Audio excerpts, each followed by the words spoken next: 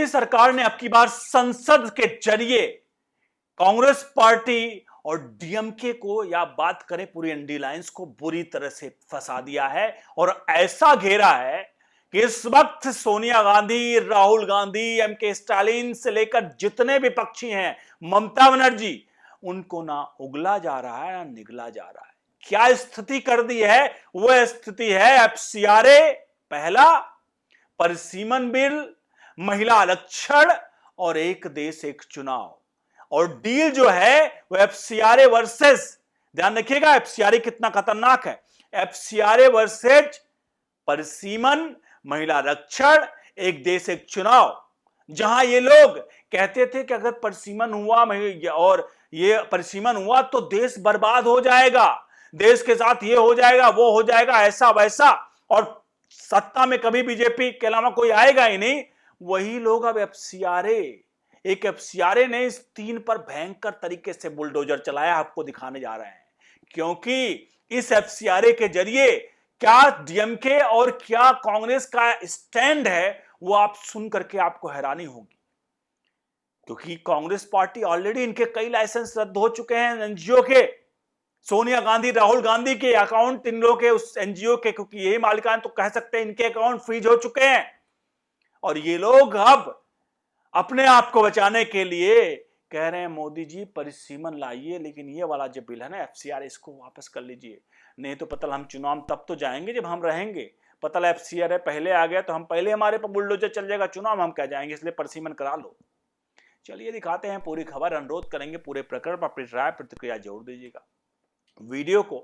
सवाल यह है, जिसका सवाल मैं आगे बहुत जबरदस्त पूछूंगा, सवाल यह है, आपको क्या लगता है एक विदेशी कंपनी या अमेरिका या चाइना, क्योंकि मेनतः अमेरिका और चाइना का है, चाइना ने पैसा दिया कांग्रेस को और अमेरिका ने बहुत सारी इस तरह से फंडिंग देता है, वो लोग कह रहे हैं देश में गरीबों का उत्थान करेंगे, ये पैसा दे रहे हैं, और आपको लगता है वो अमेरिका वो जो सब पे टैरिफ लगा रहा है, खतरनाक टैरिफ, वो डीप स्टेट, वो बात करें सीआईए, वो आपको लगता है कि देश में उत्थान के लिए पैसे भेज रहा है? वो जरा विवेक से सोचेगा, एफसीआरए के थ्रू वो देश के हमारे उत्थान के लिए पैसे भेज रहा है, उसको भारत की चिंता है, भारत के गरीबी की चिंता है।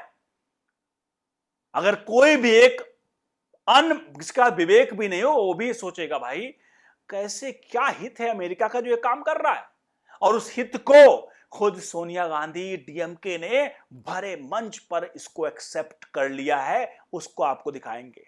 चलिए दिखाते हैं पूरी खबर, जहां आज आपको पता चलेगा कि कांग्रेस और डीएमके का ये सरेंडर कैसे हुआ है, और बीजेपी जो 362 का आंकड़ा था कि भैया संसद में पार कर लेगी तो परिसीमन होगा, वो 362 का आंकड़ा कैसे कर रही है, और राहुल, सोनिया अब गिड़गिड़ाते हुए कैसे देखे जा रहे हैं, ये सारा कुछ इस वीडियो में आपको देखेगा।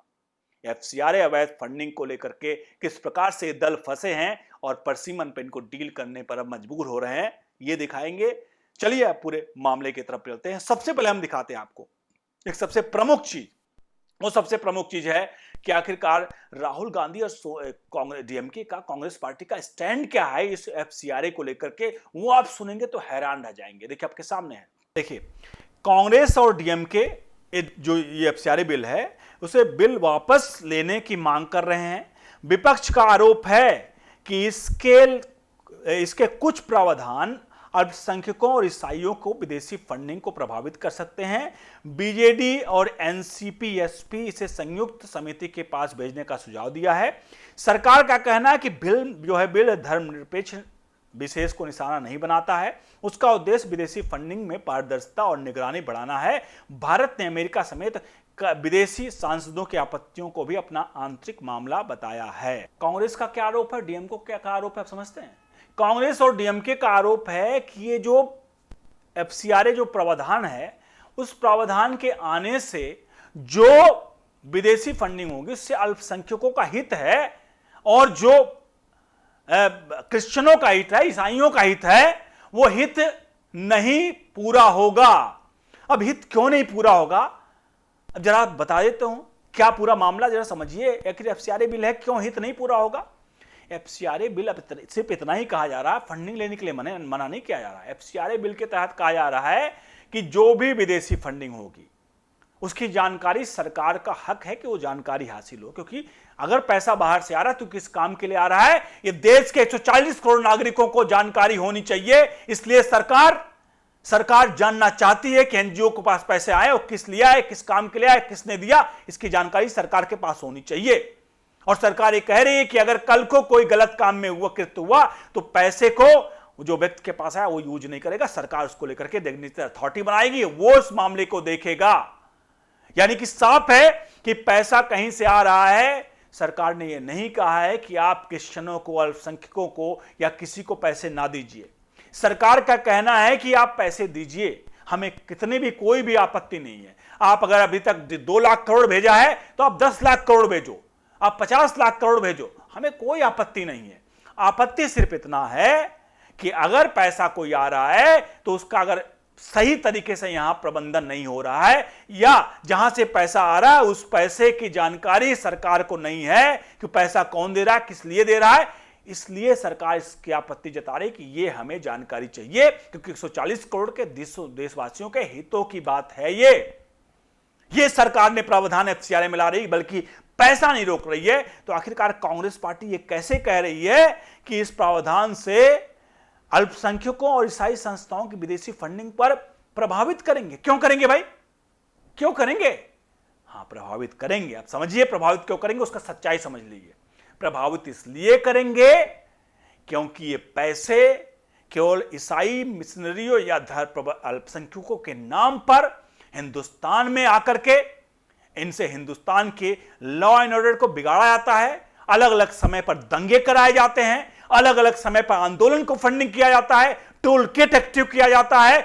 विदेशी फंडिंग से हमारे यहां पर मदरसे और ऐसी संस्थाएं बनाई जाती हैं जो कल को बम बनाने का काम करती हैं, हिंदुस्तान में आतंकवाद फैलाने का काम करती है। इन पैसों से धर्मांतरण का काम होता है। हिंदू धर्म के जो लोग हैं उनको मुस्लिम और अन्य धर्मों में परिवर्तन करने का काम किया जाता है। आदिवासियों की संख्या घटाने का काम किया जा रहा है, क्योंकि आदिवासी घट नहीं रहे हैं। आदिवासियों को सीधे तौर पर धर्म परिवर्तन कराकर उनको ईसाई या और अन्य धर्मों में परिवर्तन किया जा रहा है। यह है पूरे कहानी की सच्चाई, जिससे डीएमके, जो कि हिंदू को गाली देती आई है, हिंदू धर्म को गाली देती आई है हमेशा से। आप जानते हैं डीएमके के किस तरह के शब्दावली का प्रयोग करते हैं, और कांग्रेस पार्टी भगवान राम को काल्पनिक बताने वाली ईसाई अल्पसंख्यकों के बारे में क्या सोनिया गांधी का स्टैंड आप देख लीजिए। यह है पूरी कहानी, यह है पूरा कच्चा चिट्ठा कांग्रेस का, और यह है एफसीआरए का असली सच, जो एफसीआरए पर ये लोग बिलबिलाए हुए हैं।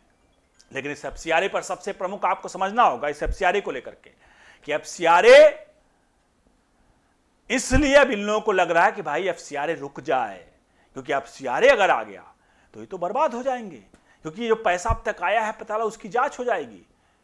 1,86,000 करोड़ रुपए आए हैं 10 सालों में पिछले एफसीआरए के जरिए, और चाइना हमें 100% टैरिफ ठोकने की बात कर रहा है।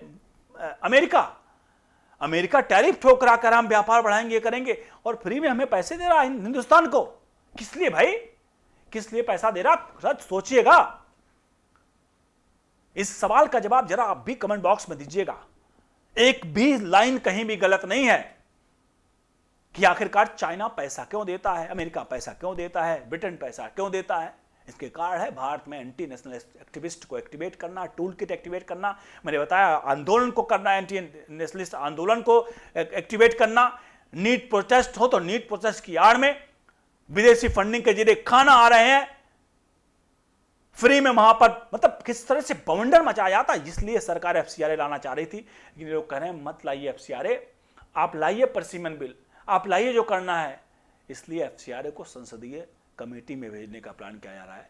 और मोदी अमित शाह ने बड़ा खेला है, और ये बड़ा इसलिए भी खेलना चाहिए क्योंकि जब आपको कोई गंदगी साफ करनी है तो आपको कीचड़ में उतरना पड़ेगा, और लोहे को लोहा ही काटता है। सब कहावतें गलत नहीं हैं, ये कहावतें यही हैं। इन्हें पता है कि भैया इनको डर नहीं दिखाएंगे तो ये नहीं मानने वाले हैं, ये नहीं लाने देंगे परसीमन। अगर परसीमन नहीं आया तो उनको पता है देश के हालात बस से बदतर हो जाएंगे। परसीमन आने से एक देश, एक चुनाव सशक्त होगा, देश के जो प्रतिनिधित्व है प्रतिनिधियों का वो, और जनता का प्रतिनिधित्व बढ़ेगा, प्रतिनिधित्व का मतलब जो है लोगों से कनेक्शन बढ़ेगा, देश में हर महीने चुनाव नहीं होंगे, 5 साल में एक बार चुनाव होगा, देश की जीडीपी को बढ़ाएगा, इन्फ्लेशन घटेगा, ये सब कुछ होगा।